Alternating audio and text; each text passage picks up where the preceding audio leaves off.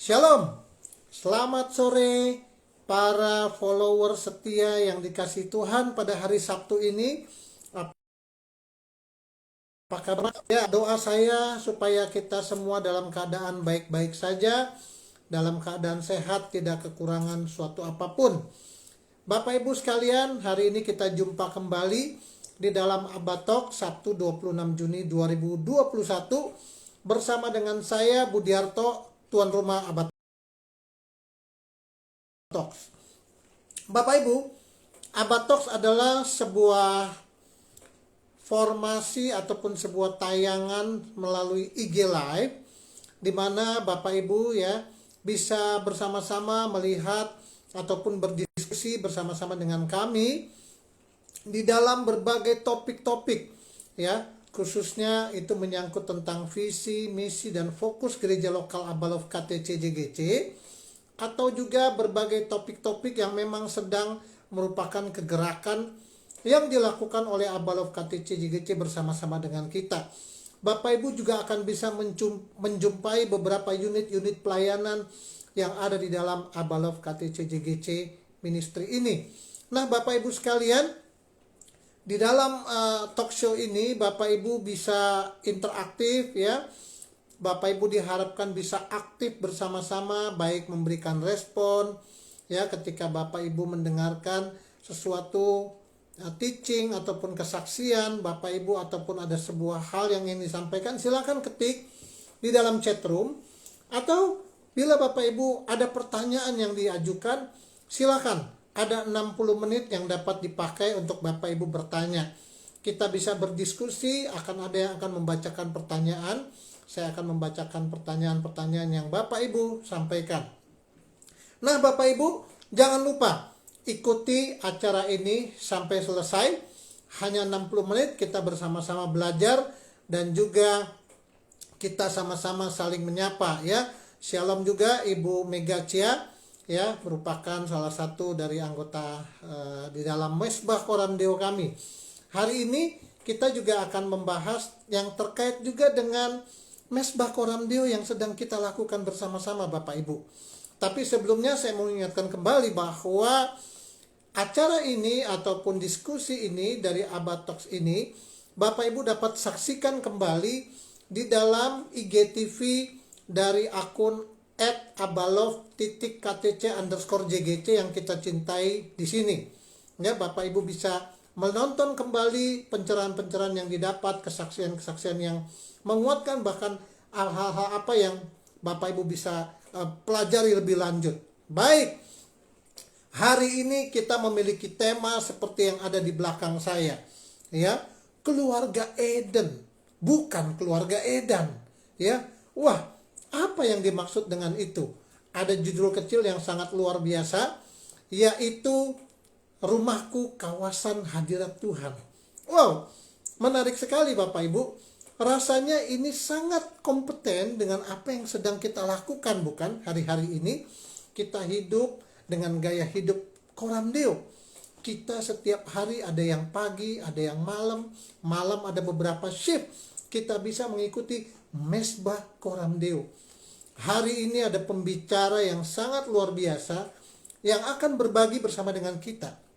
Kita akan melihat dari perspektif beliau, seorang yang sangat luar biasa. Dan bukan cuma luar biasa, beliau juga menghidupi apa yang disampaikan hari ini. Tidak sabar, kita undang hambanya. Siapakah dia? Baik, saya akan undang beliau sama-sama. Puji Tuhan. Baik, saya sudah invite dan kita akan tunggu kedatangan. Yes, shalom.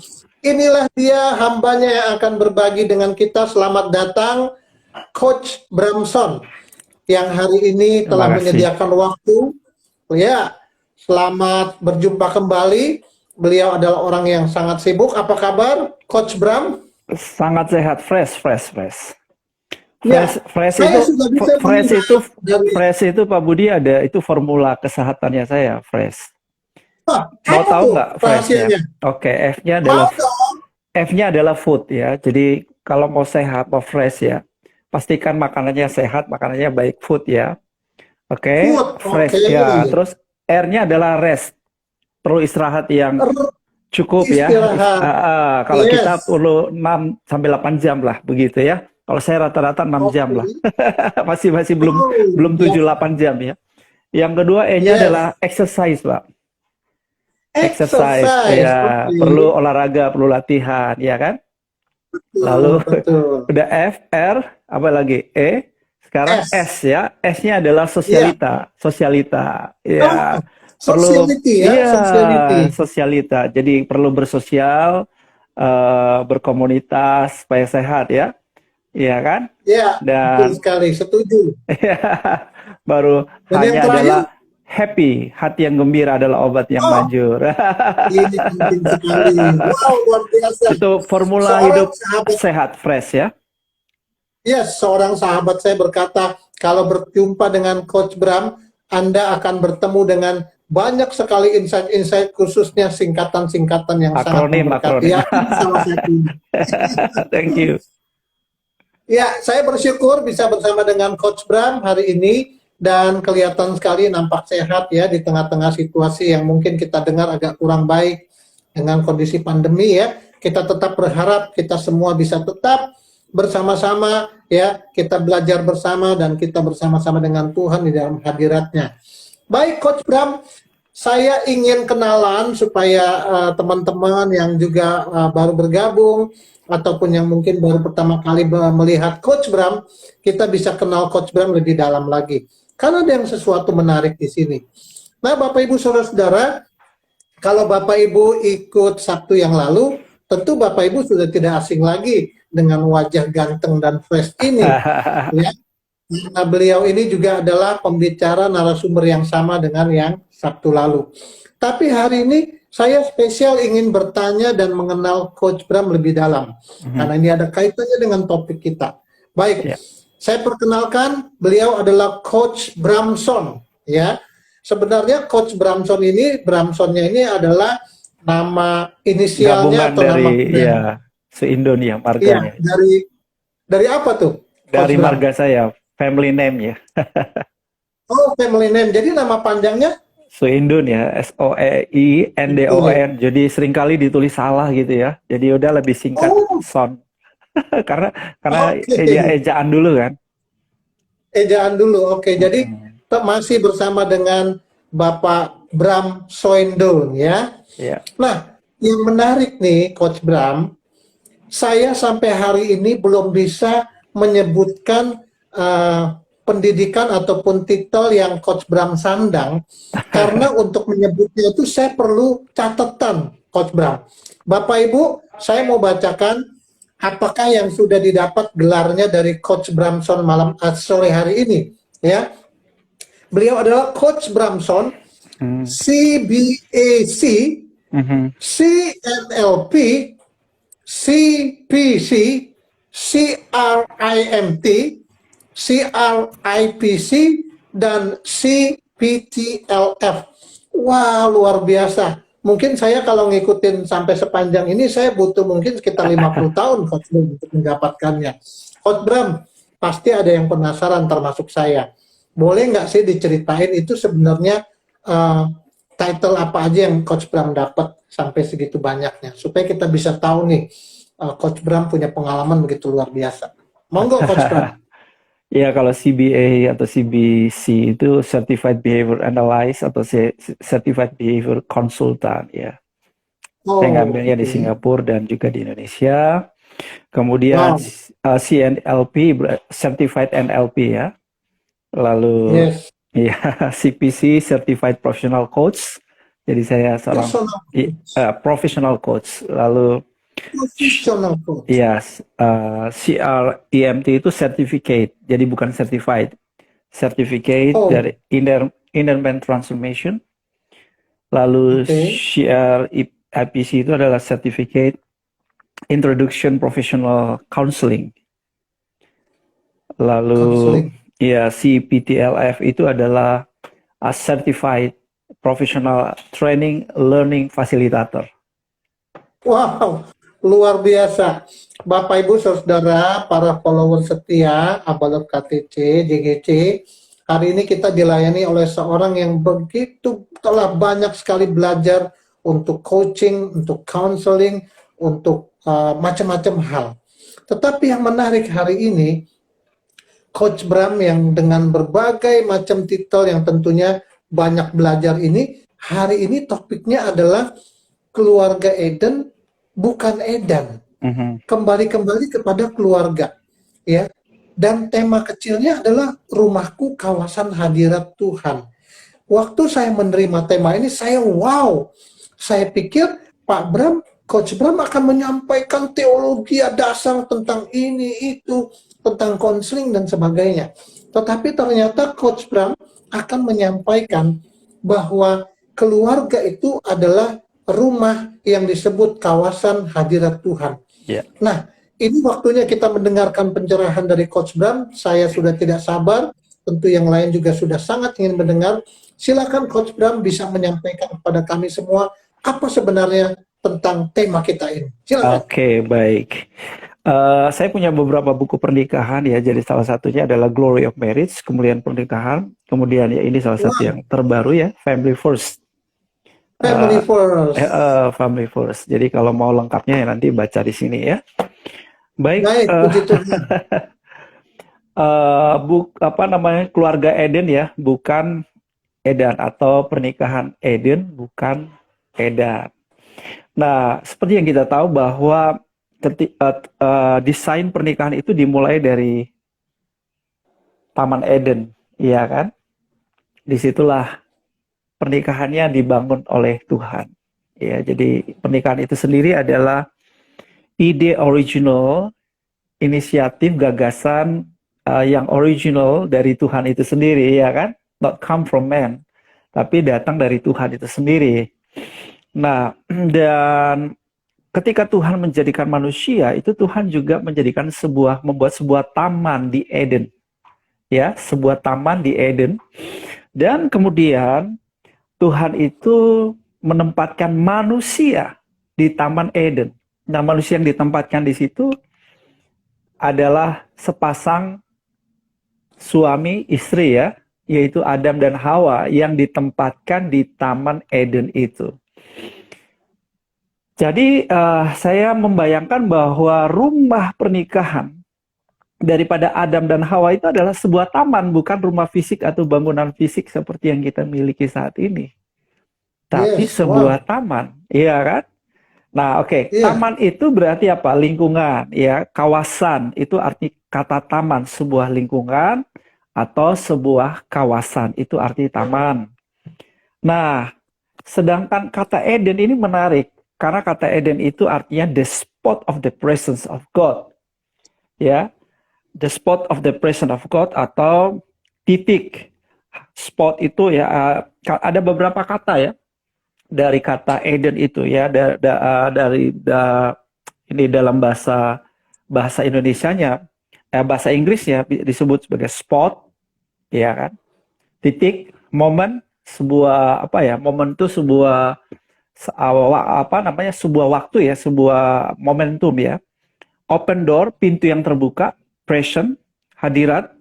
Delightful, sesuatu yang menyenangkan, menggairahkan. Pleasure, sesuatu yang menyenangkan. Atau paradise, heaven, surga ya, atau paradise.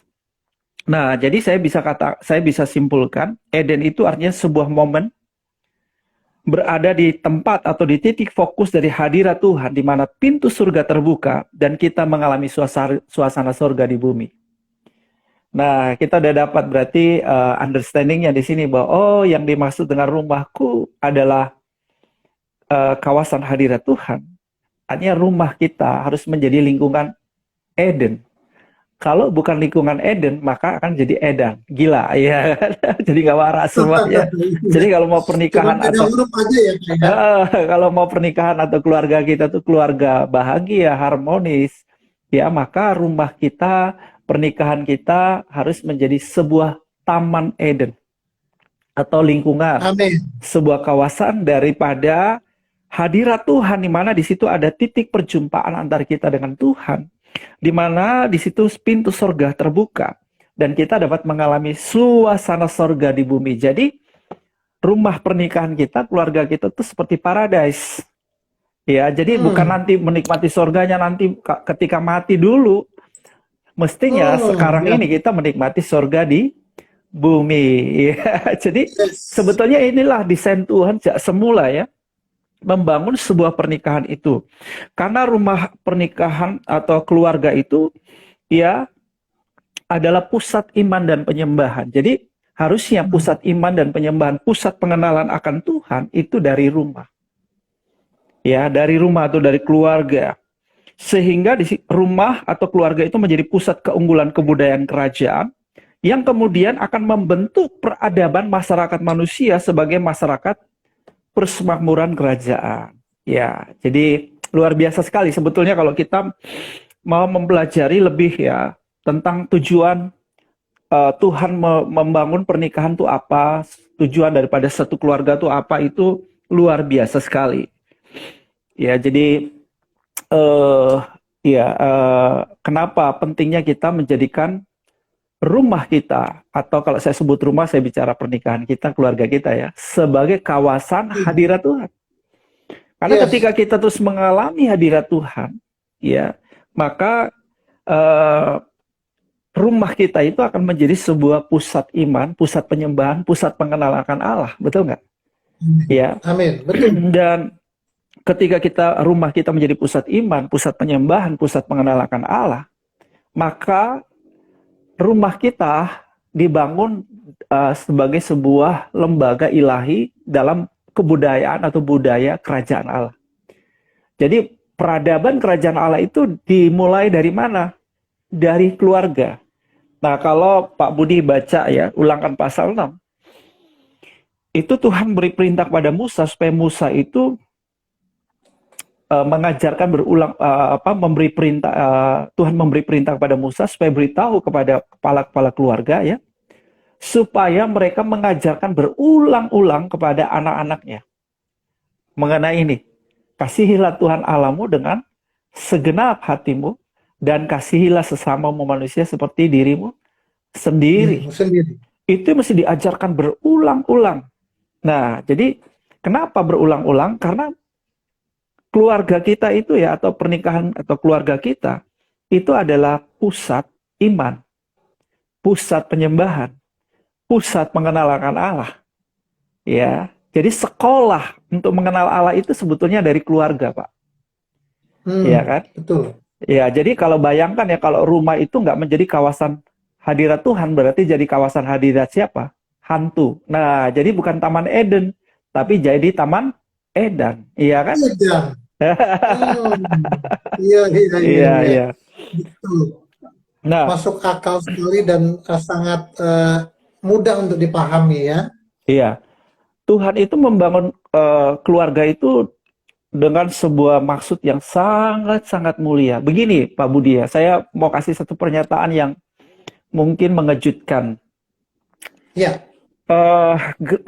Gereja hari ini yang kita katakan gereja itu sebetulnya tidak ada dalam rencana Tuhan sejak semula. Yang ada adalah keluarga. Yang ada adalah keluarga. Iya. Tuhan nggak membangun gereja loh di Kejadian, tapi yang Tuhan bangun kan keluarga, betul nggak? Iya, pertama kali keluarga. Ya, kalau gereja ini adalah produk kejatuhan manusia dalam dosa. Kalau manusia nggak jatuh dalam dosa, nggak ada namanya gereja, brother. Nggak ada. Yang ada adalah family, keluarga. Iya. Family itu didesain sejak awal tuh, gereja itu ya family dari situ. Jadi sebetulnya di konsep gereja itu harusnya dari family, dari keluarga. Seperti itu ya. Nah, di mana ya? Kalau sekarang kita bicara gereja, bicara hadirat Tuhan, berpusatkan Kristus, kita mengalami Kristus, hidup berjemaat, saling mengasihi, saling menghormati. Sebetulnya semuanya itu harus diimplementasinya dari keluarga. Karena itu semua adalah budaya, culture keluarga sebetulnya. Itu semua adalah peradaban keluarga. Peradaban keluarga yang dibawa keluar ke dalam sebuah kehidupan berkomunitas orang percaya atau gereja. Oke ya, jadi ini menarik sekali. Ya, oke. Menarik sekali. Saya harus kasih komen dan ini terima kasih buat pencerahan ini. Kita tahu bahwa ini sudah menjadi rahasia umum bahwa orang berjuang sedemikian rupa supaya ada di gereja dan menghadirkan kerajaan Allah mati-matian dengan begitu luar biasa, tetapi adanya di gereja. Dan ketika orang ke gereja, suasana sorga itu ada. Tetapi ketika sampai di rumah, yang terjadi itu sebaliknya. Sedangkan hari ini kita tahu bahwa sebenarnya sorga itu dimulai dari rumah ya Pak ya. Kawasan hadirat Tuhan itu mestinya dari rumah kita, keluarga, Dari pernikahan rumah, kita, ya. keluarga kita, bukan di lembaga yang namanya gereja itu gitu. Harusnya. Luar biasa. Baik, baik, baik. Nah, saya lanjutkan Lalu ya Pak. Ya, Jadi silakan. Pak Budi, sejak semula tuh jelas Tuhan itu bekerjaannya lewat keluarga. Sekalipun keluarga itu udah jatuh dalam dosa. Dan keluarga itu ya sudah kehilangan hadirat Tuhan begitu. Tapi Tuhan tetap memilih menjadikan keluarga itu partnernya dia di dalam menuntaskan apa yang menjadi rancangan dia di muka bumi ini. Iya kan? Kita lihat bahwa keberlanjutan kehidupan manusia dan makhluk-makhluk di bumi ini oleh karena ada satu pria, ada seorang ayah, ada seorang suami yang hidup bergaul karib dengan Tuhan, yang hidupnya tidak bercela. Betul kan? Iya. Dan ternyata pilihannya jatuh pada sebuah keluarga yang menjadi penyelamat. Satu keluarga yang menjadi penyelamat yang melanjutkan kehidupan manusia di bumi dan makhluk yang lainnya. Betul, Pak Budi? Oh ini yaitu keluarga Nuh kan? Nah, keluarga jadi Nuh. Ya Tuhan bekerja lewat keluarga. Lalu kemudian dari keluarga Nuh ini ada Sem, Ham, dan Yafet yang melanjutkan keturunan manusia di bumi kan? Yes. Ya. Kemudian kita lihat lagi ada keluarga yang berikut, keluarga Abraham dan Sarai. Betul kan? Betul. Dari keluarga inilah kita mendapatkan keselamatan karena dari keturunan Abraham lah lahir Sang Juru Selamat Yesus Kristus. Yesus Kristus. Iya kan? Sehingga kita bisa sebut Allah yang kita sembah adalah Allah Abraham. Allah Ishak itu anaknya Abraham, Allah Yakub anaknya Ishak. Satu keturunan, ini keluarga. Ini garis keturunan keluarga semua. Jadi Tuhan itu bekerja lewat yang namanya keluarga. Ya, Amin. Jadi bukan lembaga gereja loh. Kalau kita ngerti hal ini, kita family itu yang ya dasar di buku ini, family first itu begini. Hari ini kan kita kayaknya gereja segala-galanya buat kita, family-nya jadi ditelantarkan gitu kan. Saya harus family first, Pak. Amin. Yes. Supaya rumah kita itu menjadi kawasan hadirat Tuhan.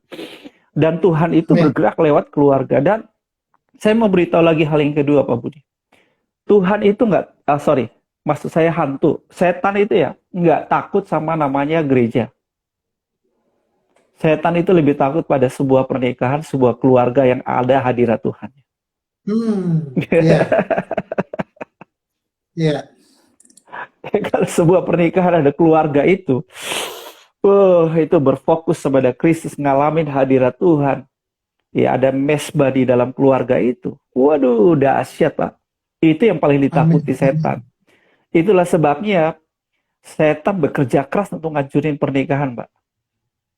Karena dia tahu sebuah pernikahan yang hancur berarti sebuah generasi akan hancur. Sebuah generasi hancur berarti sebuah lembaga gereja hancur. Lembaga gereja hancur, sebuah masyarakat hancur, bangsa hancur. Peradabannya rusak semuanya. Karena kenapa? Karena unit dasar pembentuk peradaban masyarakat itu datangnya dari sebuah keluarga, Pak.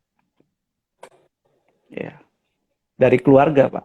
Nah, jadi ini hal yang perlu kita pahami, kita perhatikan, dan kita mulai hari ini berkata, Tuhan, aku mau nih rumah pernikahanku menjadi kawasan daripada hadirat Tuhan.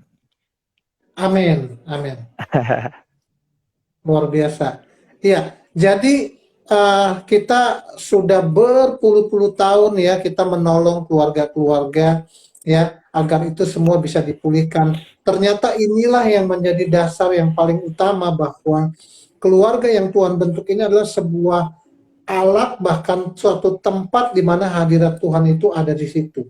Dan Tuhan dalam sepanjang sejarah menggunakan keluarga-keluarga untuk mengimplementasikan, mengekspresikan dirinya ya. Ya, betul, Luar Pak. biasa.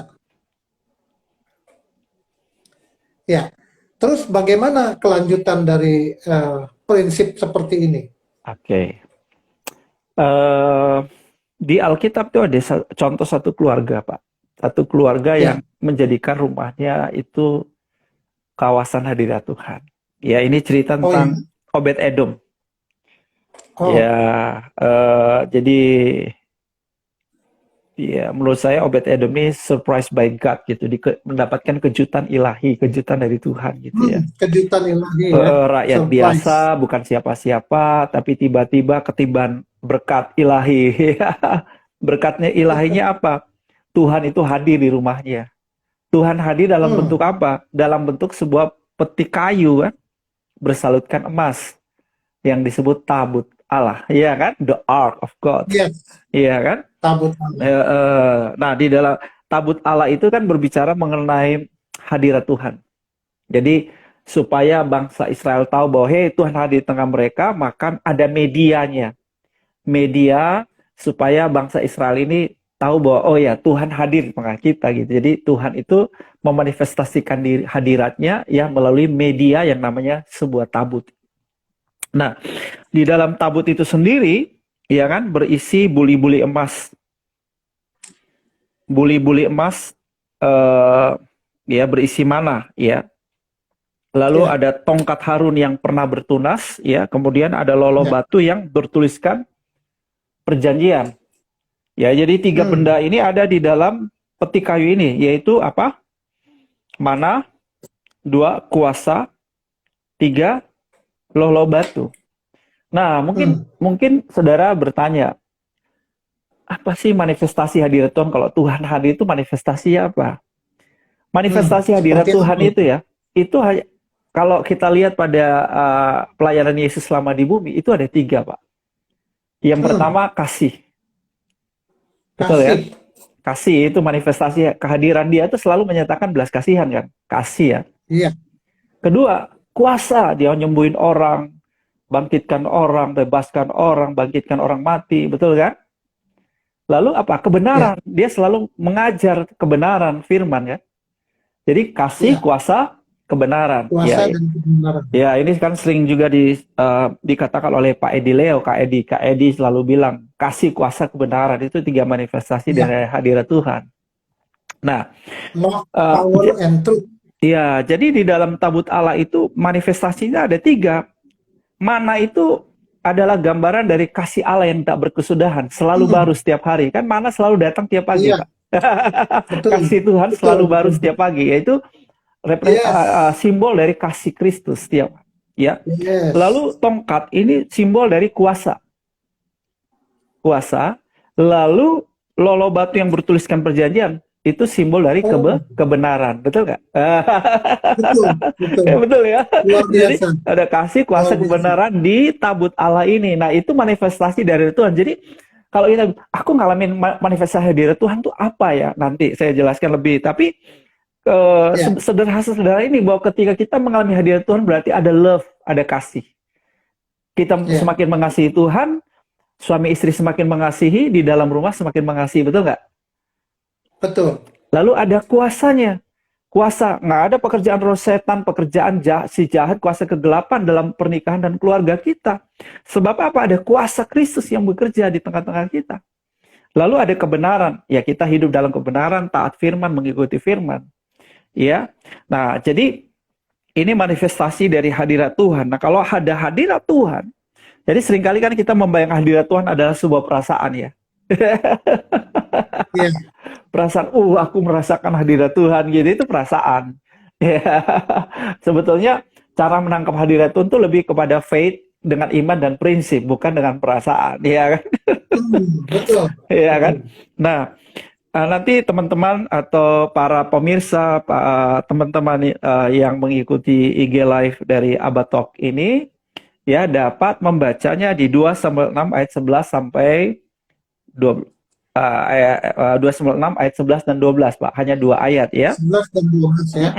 Apa Pak Budi mau baca buat kita kalau bisa Boleh, dibaca? saya akan bacakan ya. Ya, 2 Samuel 6 ayat 11 12. 2 Samuel 6 ayat 11 12 saya akan bacakan buat Bapak Ibu semua. 2 Samuel 6 ayat 11 dan 12 berbunyi demikian buat para follower setia Abalov KTCJGC. 3 bulan lamanya tabut Tuhan itu tinggal di rumah Obed Edom, orang Gad itu. Dan Tuhan memberkati Obed Edom dan seisi rumahnya. Ayat 12. Diberitahukanlah kepada Raja Daud demikian. Tuhan memberkati seisi rumah Obed Edom dan segala yang ada padanya oleh karena tabut Allah itu. Oleh karena Lalu tabut Daud Allah. pergi. Oleh karena tabut Allah itu yang berisi 3 tadi ya Pak ya. Oleh karena Lalu tabut Daud Allah pergi. itu. Terus Daud Ya, pergi. lalu Daud pergi mengangkut tabut Allah itu dari rumah Obed Edom ke kota Daud dengan sukacita. Iya, sebetulnya keberadaan tabut Allah di rumah Obed Edom itu by accident aja. Ya, Kalau nggak ada orang menurut ya, ceritanya ya. by accident. Jadi bukan karena direncanakan ada di situ ya, tapi itu blessing, surprise by God lah untuk Obed Edom. Ya. Nah, 3 bulan ya Pak, hanya 3 bulan ya. 3 bulan katanya. Nah, 3 bulan saja, baru 3 bulan pertama dicatat di situ. Obed Edom diberkati. Yang kedua, Yes. seisi rumahnya diberkati. Yang Ya. ketiga, segala yang ada padanya diberkati. Wow, Ya. dahsyat ya. Nah, oke. Dahsyat. Pertanyaannya siapa yang mau diberkati? Udah pasti kita semua mau diberkati. Nah, Semua mau mungkin mesti. ya, tapi ada lagi yang bilang begini, ini pendeta ngomong berkat-berkat melulu. Come on man, itu orang yang kalau ngomong begitu sebetulnya itu belum ngerti berkat itu apa. Kita semua ini perlu berkat. Oke. Betul. Kalau kita bicara berkat di Alkitab, yang pertama itu bicara mengenai ya soso. Wah, itu apa itu soso? Berkat keselamatan, Apa? Pak. Keselamatan. Soso ya, keselamatan bahasa Yunani. Jadi keselamatan itu soso. Jadi kita diselamatkan oleh karya penebusan Yesus Kristus di atas kayu salib. Itu berkat luar biasa. Dan di dalam berkat soso itu juga berkat ya, bukan hanya kepada keselamatan roh kita, tetapi juga pemulihan jiwa kita, bahkan kesehatan kita. Semua itu ada dalam paket keselamatan. Dahsyat kan? Nah itu berkat soso, ya. Oh, ini apa? Berkat shalom, ya. Shalom itu bahasa Ibrani kan, bahasa Yunaninya irene, bahasa Ibraninya shalom. Ya, kalau kita mengalami berkat sosok keselamatan, pasti ada shalom, Pak, ada damai sejahtera, karena kita sudah ada jaminan keselamatan, betul kan? Di dalam sosok kita ada jaminan keselamatan, ada jaminan pemeliharaan Tuhan, ada jaminan kesembuhan, ada jaminan perlindungan Tuhan. Wah, udah ada jaminan-jaminan itu kan membuat kita penuh shalom, karena ada jaminan. Betul kan, Pak? Iya. Kita punya damai sejahtera, ya. Shalom itu juga berarti kehidupan yang baik, utuh, harmonis, sehat, bebas, ya. Nah, itu shalom kita alami. Ini yang berkat semua. Ya. Jadi kita semua perlu berkat. Kalau ada yang bilang nggak perlu berkat itu, saya jadi bingung. Kita semua perlu berkat keselamatan. Nah, berkat keselamatan kita punya damai sejahtera berlimpah-limpah, ya kan? Tapi juga ada berkat kail, Pak. Ya, itu ucapan kail itu bahasa Ibrani ya. Malaikat ketemu Gideon, dia sapa Gideon dengan sebutan ini, gibor kail. Jadi dia menyapa ya Gideon dengan sebutan gibor kail. Ya, saya terjemahin aja yang kail. Kail itu kan bicara mengenai mighty, kekuatan, kemenangan, bicara mengenai kelimpahan, keberhasilan, kesuksesan. Iya. Padahal ya Gideon ini kan sebetulnya belum membuktikan bahwa dia itu seorang pemenang, seorang yang berhasil, seorang yang berlimpah-limpah kan? Hmm. Tapi sudah dinubuatkan sama malaikat. Nah, itu kan Ya. berkat, Pak. Ya, nah, Yes. mari kita lihat apa yang dialami oleh Obed-Edom ya. Ya. Obed-Edom diberkati, suami diberkati, nih ayah diberkati, bener nggak? Nah, ini Hmm. keren. Ya. Kalau kita ya, di rumah kita jadi kawasan dari Tuhan, yang diberkati duluan tuh kepala keluarga. Haleluya. Hmm. Kalau Amin. keluarga ayah atau suami diberkati, seisi rumah diberkati. Seisi rumah siapa? Istri, anak-anak, semua Istri, diberkati. anak-anak, Betul semua. nggak? Tapi Amin. juga segala yang ada padanya diberkati. Artinya apa? Asisten-asisten rumah tangga, orang-orang yang terhubung dengan kepala rumah tangga ini juga diberkati, Hmm. ikut diberkati, keciprat berkatnya. Haleluya. Amin. Dahsyat kan? Pak Budi tahu Dahsyat. nggak, semua asisten rumah tangga yang pernah tinggal sama saya, itu hampir semua jadi pendeta, jadi hamba Tuhan, Pak. Wow, luar Dahsyat kan? biasa. Betul-betul apa yang relate, apa yang terhubung, terkonek dengan kepalanya atau Yes. sumbernya, diberkati juga ya. Karena kepalanya Luar diberkati, biasa. kepalanya diberkati. Gitu. Nah, Luar ini biasa. silakan catat ayatnya nanti dibaca ya. Dalam Ya. 1 Tawarik 26 ayat 4 sampai 8, 1 Tawarik 26 ayat 4 sampai 8, dicatat di situ, Pak. Nih, bukti ya bahwa Obed-Edom diberkati, seisi rumahnya diberkati, dan segala yang ada padanya diberkati. Buktinya dikatakan di sini, anak cucu daripada Obed-Edom, Pak, itu menjadi pahlawan-pahlawan yang gagah perkasa. Wow, keren kan? Tuh kan, buktinya kan? Lalu apa? Cakap dalam pekerjaan. Nah, itu dia. Jadi Bapak Ibu ya, ini sekarang saya lagi bikin kelas parenting ya, baru pertemuan kedua. Sebetulnya parenting itu ya, parenting yang efektif itu dimulai dari papa dan mama takut Tuhan aja mengalami hadirat Tuhan. Kalau kita tuh ada tabut Allah dalam pernikahan kita, udah jaminan anak mungkin kelihatan enggak ada nakal sedikit kurang taat, it's okay. Tapi besok-besok kelihatan mereka akan jadi pahlawan yang gagah perkasa, cakap dalam pekerjaan. Ya. Amin. Terus ya Yesaya 61 ayat 9 juga mencatat. Ya, Yesaya 61 ayat 9 dikatakan, keturunanku akan terkenal di antara bangsa-bangsa. Haleluya. Dan anak cucuku di tengah suku-suku bangsa. Sehingga semua orang yang melihat akan mengakui bahwa mereka adalah keturunan yang diberkati Tuhan. Haleluya. Amin. Bukan karena Ishak itu lebih hebat imannya dari Abraham, bukan. Ishak dan Yakub diberkati gara-gara iman papanya. Betul nggak? Dampak ya, Dampaknya pada keturunan. Yes, gitu. Nah, jadi penting sekali untuk kita hari ini menjadikan rumah kita kawasan hadirat Tuhan. Kalau saya perluas rumah itu pertama itu bicara diriku adalah rumah. Jadi secara pribadi saya ini rumah Tuhan kan? Bait Allah, betul kan? Saya harus menjadi kawasan hadirat Tuhan.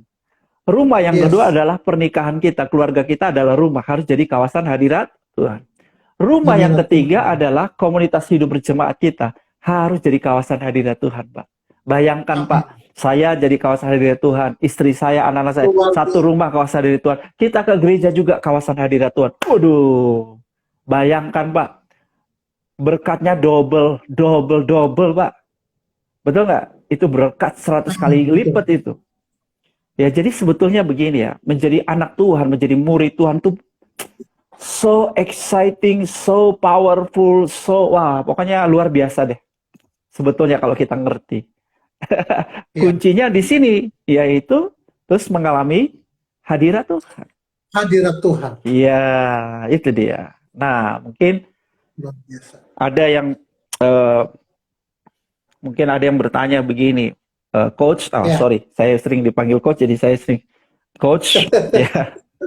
Ya. Bagaimana saya bisa ngalamin hadirat Tuhan? Nah, saya nggak bisa main musik, saya nyanyinya fales. Oke.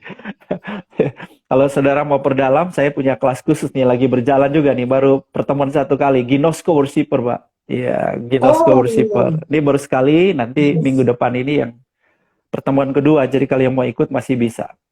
Nah, Luar biasa. saya ngajarin Iya. lengkap tentang bagaimana kita menjadi penyembah yang intim. Nah, oke. Eh, kuncinya yang pertama, ya, ini prinsip fundamental banget, yaitu Efesus 3:17.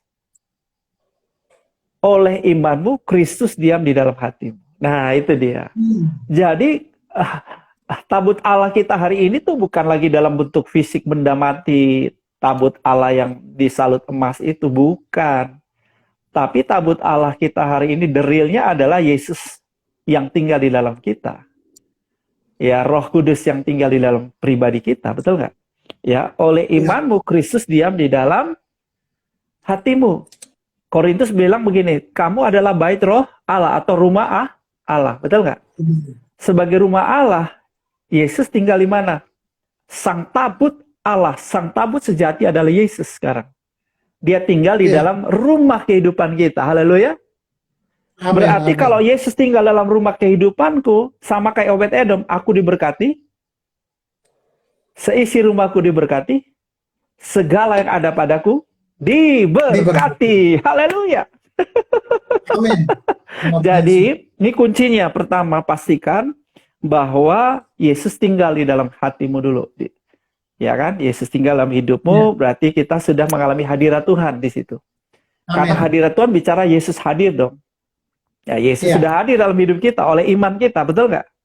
Jadi setiap hari yang perlu kita, saudara, menjadi satu kebiasaan iman kita adalah menyadari kehadiran Yesus di dalam diri kita tiap hari. Jadi ini yang sering saya lakukan, Pak Budi, yaitu saya sering berkata, terima kasih Yesus, Engkau tinggal di dalam hatiku. Nah itu udah hadirat Tuhan tuh, kesadaran iman itu yang paling penting, Pak. Karena kalau Yesus sudah, saya tahu Yesus ada di sini, waduh, udah deh, itu sudah menjadi sebuah pintu masuk saya, pintu masuk iman saya. Akses saya kepada semua sumber-sumber surgawi, Pak. Jadi kalau orang ngalamin hadirat Tuhan yang katanya ngalamin hadirat Tuhan tuh kok kayaknya sulit banget, kalau bagi saya sederhana, Pak. Karena oleh imanmu, bukan oleh pujianmu, bukan oleh doamu, Kristus. Nah, jadi Kristus hadir itu bukan itu dulu, oleh imanmu. Ya. Ini hal yang fundamental sekali. Nah, itu sebabnya nggak bisa main musik pun nggak ada masalah ya Pak ya? Ya enggak dong.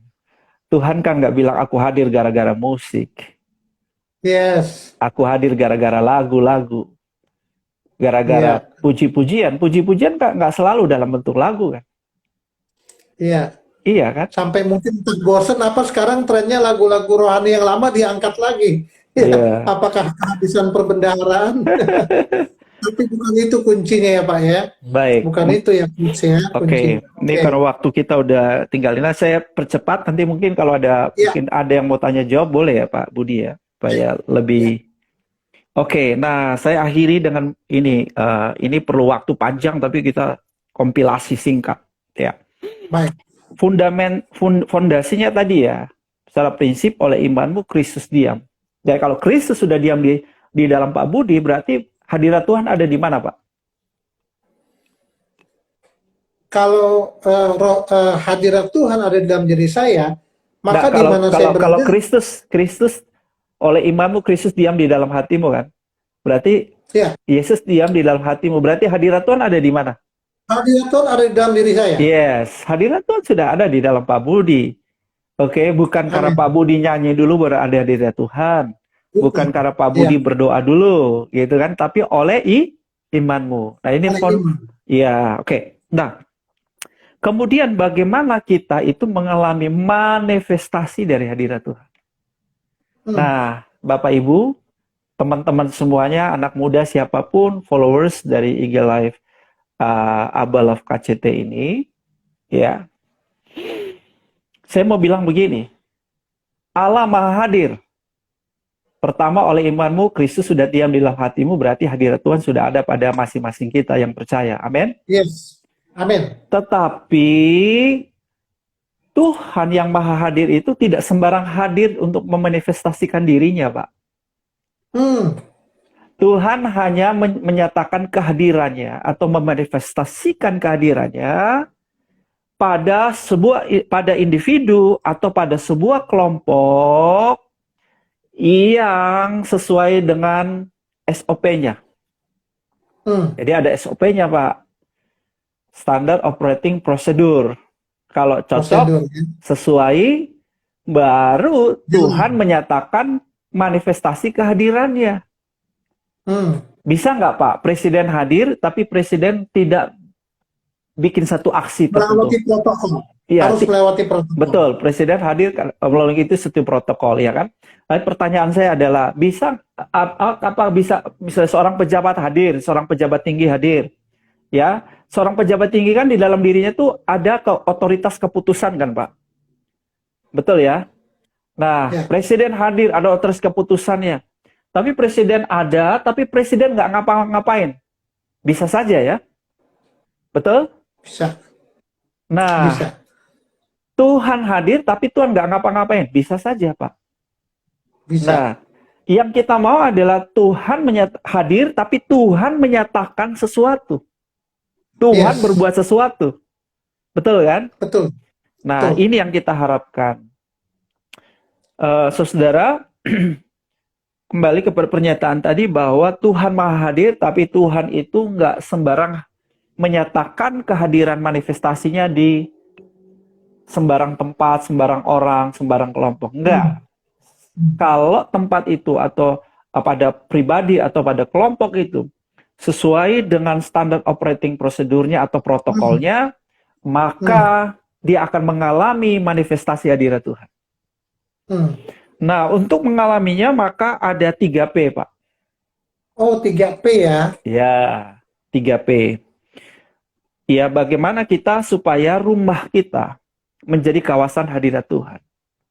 Ya, kita mengalami yang namanya Taman Eden dan bukan Taman Eden. Yang pertama, Pak, Tuhan menyatakan kehadirannya di mana di tempat itu ada penghormatan. Penghormatan ya. Iya, ya, karena peradaban kerajaan sorga itu adalah culture of honor, Pak, budaya hormat, Pak. Di dalam love itu harus ada budaya hormat. Omong kosong love tanpa hormat. Betul nggak? Nggak ada tuh love tanpa hormat itu. Di dalam penghormatan tuh love. Love sesungguhnya itu ditunjukkan dengan apa? Menghormati. Suami istri kalau bicara love ditunjukkan dengan apa? Menghormati. James Dobson bilang begini, ketika penghormatan sudah mulai terhilang dari pasangan suami istri, maka kehancuran pernikahan mulai terjadi. Nah, itulah sebabnya kan sangat ditekankan betul di Alkitab kan. Hai suami-suami kan, hormati istrimu, kasihi istrimu, hormati istrimu, betul kan? Suami-suami yang nggak menghormati istri, doanya nggak didengar, betul kan? Jelas. Apalagi, hai istri, tunduklah kepada apa? Suamimu. Itu kan sikap hormat, bukan nunduk tubuh begitu kan? Itu sikap hormat. Sikap hatinya ya. Iya, terus apa? Hormati ranjang pernikahan, jangan najiskan ranjang pernikahan, ayo. Nah, ini culture of honor ini kalau ada di pernikahan kita, waduh, itu pernikahan tuh ya, full of blessing. Full of blessing, Pak. Gitu, ya kan? Ada makarios, kebahagiaan di situ, ya. Oke. Amin. Lalu juga dikatakan anak-anak menghormati orang tua, Pak. Iya kan?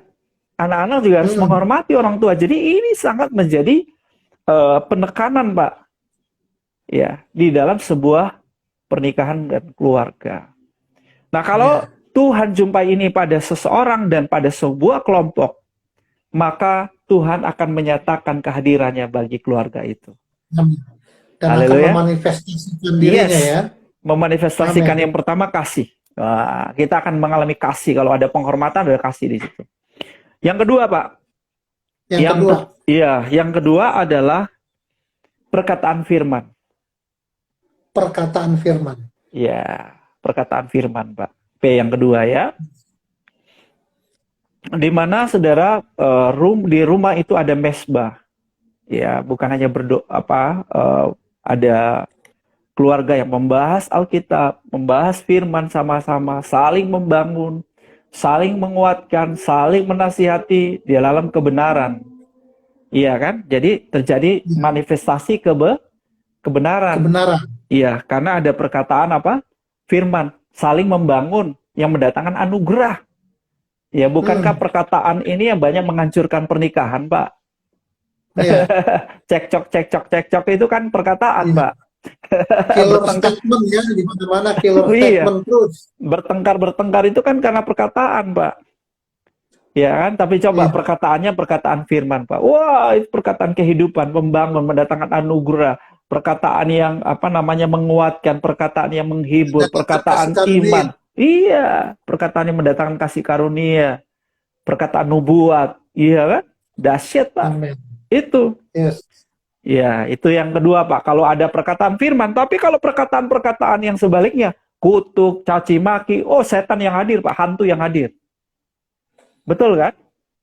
Betul. Hantu yang hadir, Pak. Keluarga Eden yang jadi ya. Jadi keluarga Eden, Pak. Bukan Eden lagi. Iya kan? Nah, perkataan firman ini, Tuhan itu hadir karena perkataan firman, Pak. Kenapa? Karena Tuhan itu sang firman, Pak. Jadi kalau kita perkataan firman, firmannya dinyatakan. Haleluya. Iya. Tuhan berfirman, semuanya terjadi. Tuhan memberi perintah, semuanya ada. Betul nggak? Haleluya. Jadi kalau mau lihat hadirat Tuhan, gimana caranya?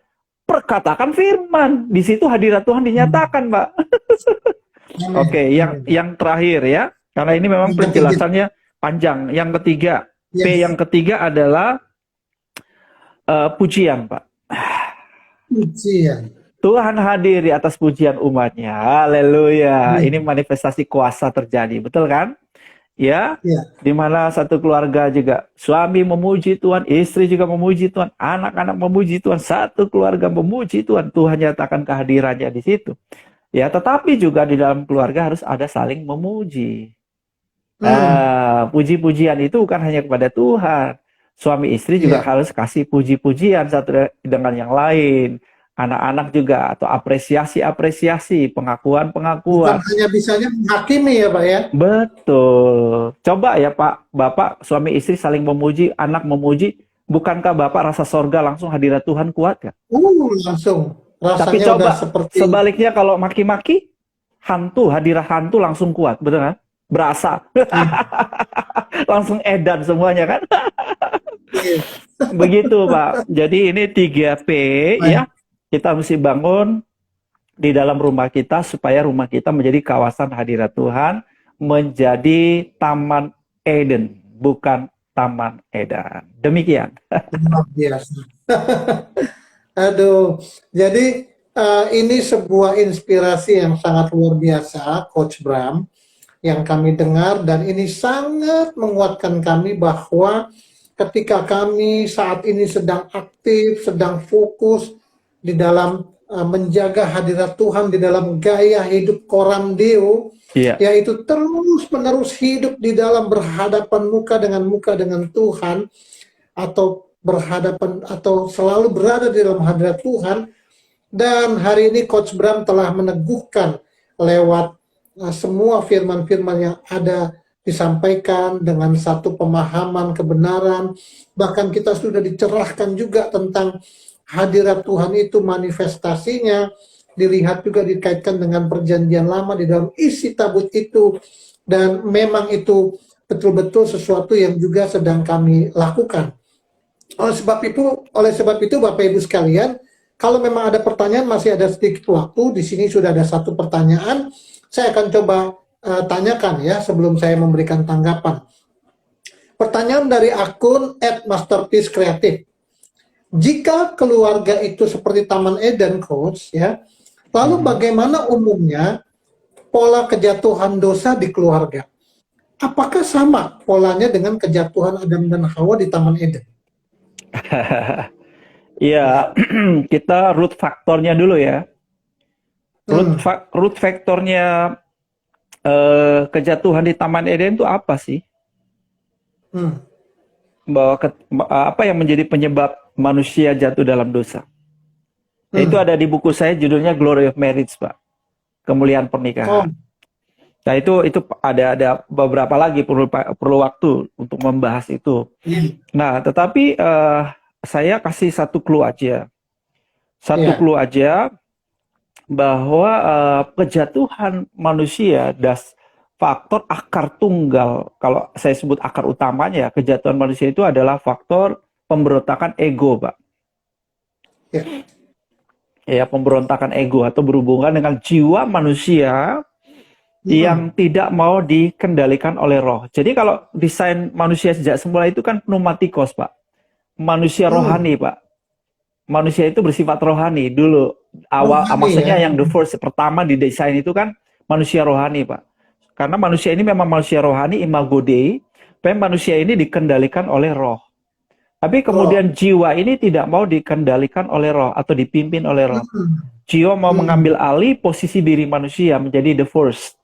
Sehingga terjadilah pemberontakan jiwa itu atau ego. Nah, menurut saya ini berlaku di dalam pernikahan juga.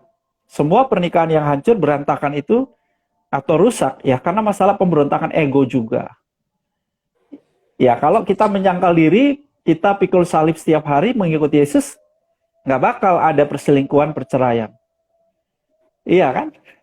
Tapi bahwa ketika kita ini mengelus-elus ego kita, mendengarkan ego kita, membiarkan ego kita mengambil alih, mengendalikan roh, maka terjadilah berbagai macam kehancuran di dalam pernikahan. Yes, terima kasih untuk penjelasannya, sangat bisa dipahami ya, dan ini sungguh-sungguh memberkati kita. Coach, saya ingin memberikan satu tanggapan atau ingin sedikit menekankan tentang satu poin yang saya temukan ketika Coach mengatakan bahwa Obed-Edom itu sebenarnya karena by accident dia akhirnya diberkati. Nah, ini sangat menarik karena saya melihat sebuah titik harapan dalam poin ini. Tadi Coach Bram juga sempat mengatakan bahwa meskipun keluargamu itu hancur ataupun jatuh, tapi kalau engkau mendatangkan atau menjaga hadirat Tuhan, it's okay, dan itu akan memiliki pola dan kuasa yang sama. Begitu ya, Coach Bram ya? Iya, jadi begini, sebetulnya Tuhan mengasihi semua pernikahan keluarga. Karena ide dasar pernikahan itu dibangun oleh Tuhan. Jadi Tuhan berkepentingan untuk menjaga pernikahan. Ini catatan penting ya, Tuhan berkepentingan menjaga pernikahan ya. Nah, jadi menurut saya, ya saya percaya bahwa Tuhan itu mengasihi setiap pernikahan dan Tuhan mau menyelamatkan bahtera setiap pernikahan atau rumah setiap pernikahan. Jadi saya percaya bahwa sebagaimana Obed-Edom mengalami kebetulan, tanda petik kebetulan ilahi gitu ya. Saya yakin setiap keluarga juga akan mengalami kebetulan ilahi, kunjungan tabut Allah di rumahmu. Amin. Sehingga semua pernikahan dapat diberkati.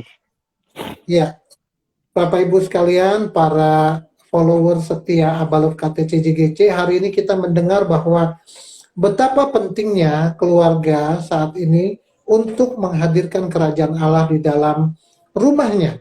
Karena ketika dimulai dari satu pribadi ya yang mengalami Kristus dan memelihara hadirat Tuhan dalam hidupnya, maka ketika dia menjadi seorang pemimpin di dalam keluarga, maka keluarganya juga akan mendatangkan hadirat Tuhan. Dan kalau keluarganya ada dalam hadirat Tuhan, segala isinya, bahkan segala sesuatu yang terkonek dengan dia akan menjadi berkat.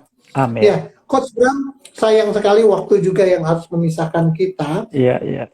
Saya ada sedikit ya kata-kata ya. Jadi keluarga Eden dan keluarga Edan. Ini hanya cuma selisih E dan A ya, Coach ya. E dan A, betul. Nah, kenapa ada keluarga Eden? Karena ada huruf A di situ. Yang saya artikan dengan aku. Yang tadi Coach Bram bilang pemberontakan ego. Ya. Wah keren. Dengan adanya A ini aku, maka akan jadi keluarga Edan. Bagaimana supaya ini tidak terjadi? Datangkan huruf E, yaitu Elohim. Dengan segala hadiratnya. Sehingga keluarga Eden itu akan berubah menjadi keluarga Eden. Mantap. Karena ada hadirat Tuhan. Yes, keren. Silakan Coach Bram, ini waktunya Coach Bram memberikan kesimpulan ataupun closing statement sebelum kita berpisah.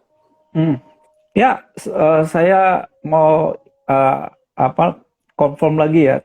catatan Yes. penting di Yes. statementnya Pak Budiarto tadi, yaitu Oke. bahwa kita mesti hadirkan Elohim ya di dalam Amin. pernikahan kita, dia pusat kehidupan kita, dan kita harus membangun terus-menerus kesadaran akan hadiratnya di dalam diri kita setiap hari Amin. 1 kali 24 jam, Amin. supaya kita tidak berfokus kepada A-nya, yaitu akunnya, tetapi pada Elohimnya. Itu. Hadir Elohim. Yes. Baik, Bapak Ibu, kita pasti sangat bersyukur sekali diberkati oleh Coach Bramson hari ini, ya.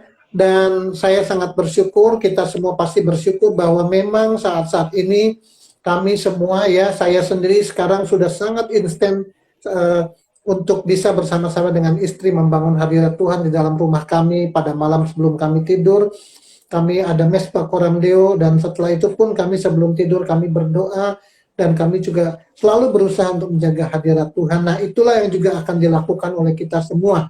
Sehingga manifestasi Roh Kudus, manifestasi Tuhan, manifestasi Kristus, manifestasi Allah dalam bentuk kasih, kuasa, kebenaran itu boleh hadir. Ya, dan terpancar dari keluarga kita dan berdampak kepada lingkungan dan kemanapun kita berada. Amin. Terima kasih sekali lagi Coach Bram, sebuah insight yang sangat luar biasa. Bapak Ibu, ada banyak hal yang kita bisa belajar dapatkan dalam tayangan dan dialog Abatox hari ini. Bapak Ibu bisa menyaksikan kembali tayangannya di dalam IGTV yang ada di dalam akun Abalof KTC CGC ini. Terima kasih sekali lagi Coach Bram. Mudah-mudahan kita bisa berjumpa kembali dalam pencerahan yang luar biasa berikutnya. Bapak Ibu yang ingin mendapatkan buku bisa DM atau direct message kepada kami, dan kami akan coba memfasilitasi untuk bisa mendapatkan hal-hal tersebut. Baik, sudah saatnya saya untuk pamit, dan saya ingin umumkan bahwa Sabtu depan kita Abatox akan bertemu kembali dengan sebuah tema yang sangat luar biasa juga dan sangat menarik, dan tentunya yang kita hidupi sehari-hari, yaitu judulnya 60 menit bersama Warrior, ya, tetap berapi-api di tengah pandemi, ya, 60 menit bersama Warrior, yaitu tetap berapi-api di tengah pandemi. Siapa narasumbernya? Nantikan pengumuman lengkapnya besok di ibadah raya online melalui YouTube jam 9 pagi, ya. Sekali lagi terima kasih Coach Bram, dan saya akan pamit, ya. Saya Budiarto, tuan rumah Abatox, undur diri dari layar Anda, dan kita berjumpa Sabtu depan. Stay healthy and God bless you. Amin. Tuhan memberkati. Tuhan berkati semuanya.